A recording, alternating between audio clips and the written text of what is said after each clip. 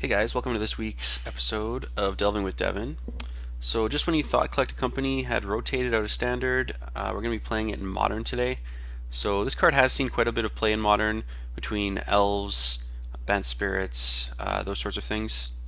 But today we're going to be playing a Bant Humans list. So, a little bit of a different take on the card here. So, starting off at the top here, we've got 4 Collect a Company. So you guys all know what this does. Puts 2 creatures into play off the top 6 cards of your deck with converted mana cost 3 or less. So very powerful card, 2 for 1 instant speed. It's kind of the reason this deck can exist. Going to our 3 drops here. So we've got 3 Eternal Witnesses. So this card is great at buying back our Collected Companies or any other card for that matter, Path to Exile, that sort of thing. Just great value card.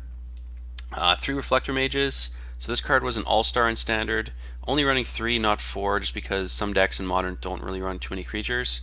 So there's a chance it could be a dead card, but any creature deck, this card is going to be great when you hit it with the Coco. Moving over here to our 2 drops, we've got 4 Thalia's Lieutenant. So this is again a great Anthem effect.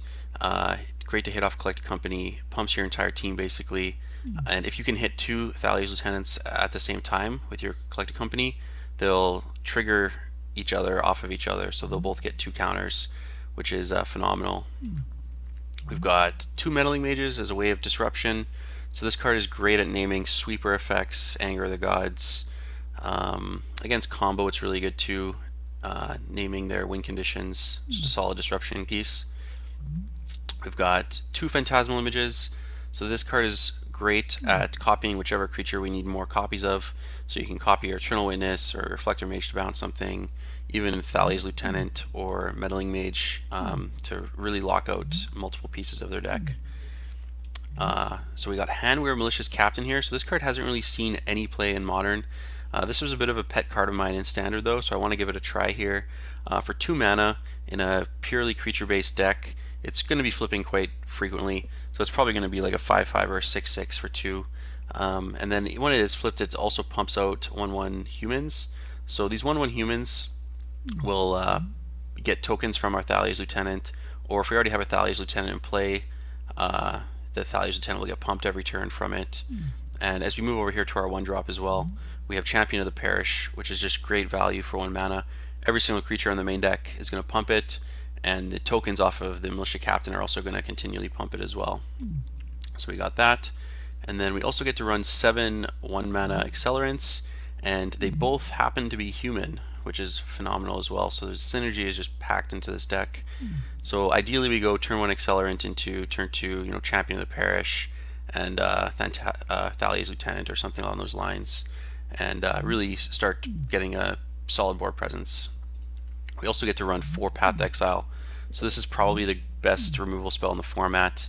It can take out virtually anything. Reality Smashers, Thought Knots, Tarmogoyfs, just a phenomenal card. Moving along to our mana base. So we actually have 20 turn 1 green sources, which is great for our 7 1-drop Accelerants. We also get to run 2 Horizon Canopies, which is a phenomenal card. It allows you to hit land drops early and then cycle late when you need additional gas. And we also have a Singleton Gabney Township, which is a phenomenal card in a creature deck like this. So we've got 29 creatures in the main deck, which is great numbers for our Collected Companies to consistently hit. Also with fetch lands, this will also thin our deck to improve the consistency of Collected Company as well, which is great. And moving along here to the sideboard, so we've got 4 Surgical Extractions. I kind of wish there was a better creature for Graveyard Hate, but there really isn't. I mean, Scavenging Ooze, but that's kind of slow. And with the popularity of Dredge right now, you really need to be interactive with the graveyard as early as turn 1. And Surgical Extraction is just the best card to do that. It's even, I think, better than Leyline right now, just because even if you draw this past turn 1, like on turn 2 or turn 3, it can still be interactive, and it can't be disrupted from the Dredge players. They can't, Nature's Claim it or whatnot. So we've got as well 2 Gut Shots. So this is really good against opposing Noble Hierarch decks like Infect or Affinity, killing off their Steel Overseers, that sort of thing, their Vault Scourges. So it's just a solid card. Got one negate here for against combo or against control, just to be able to interact with their haymakers at instant speed. And then we've got some more creatures here just to kind of tune our creature package depending on what the matchup is. So we've got a Kataki's War Wage, primarily against Affinity. We've got two Pride Mages, which are great against any enchantment or artifacts that we really need to kill, like Ensnaring Bridge maybe, or things along those lines. We've got a Spellskite, which is great against Infect and Boggles.